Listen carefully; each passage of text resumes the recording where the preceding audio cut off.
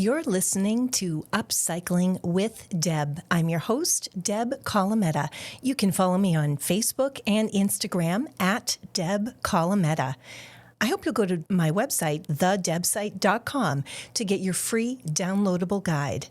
I love the idea of giving back. Even from a young age, I worked at nonprofits, I volunteered at nonprofits. I understand the importance of when you take from the well, you give back to the well.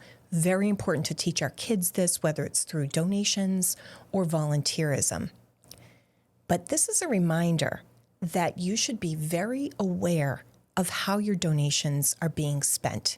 We vote with our pocketbooks. We vote with our wallets. Be careful who you're giving money to. That's one reason why I absolutely love the power of online yard sales. You can give your items or sell at a very low cost your items to community members who may be in need.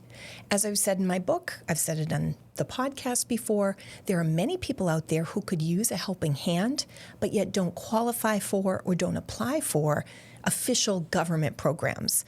We all know of people who scam the system.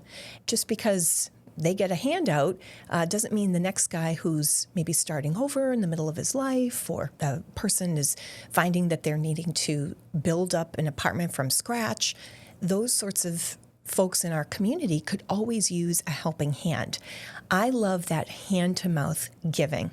You meet amazing people that way, and it's just creating this feeling of abundance that I can give away certain items, and it makes me feel good about giving that and knowing that it will be used and appreciated by someone rather than just sitting in my garage or my attic.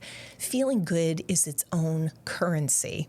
But sometimes when you give money to an organization, they might have really high administrative fees. Try to look for that, as sometimes it's disclosed in their giving documents. There are some nonprofits out there who have an administrative fee of 20 to 22%. That means for every dollar you give, 20 cents, 22 cents goes to administrative costs. It could go to a CEO's six-figure salary. It's like a nonprofit organization, but it doesn't necessarily mean that somebody in the administrative offices aren't making a huge paycheck. You want to know exactly where your hard-earned money is going. Put it into the hands of the people who need it most. If you are writing a check to a particular organization that helps people with, let's say, a certain condition, I'm not discouraging you from doing that. You can certainly do that. Another way to give back and have that good feeling is to think about, let's say, whatever condition, medical condition as an example. Do you have anybody in your actual real life that has that condition? And can you take them out to lunch? Can you send them a gift card? Can you buy them flowers? Can you make them dinner?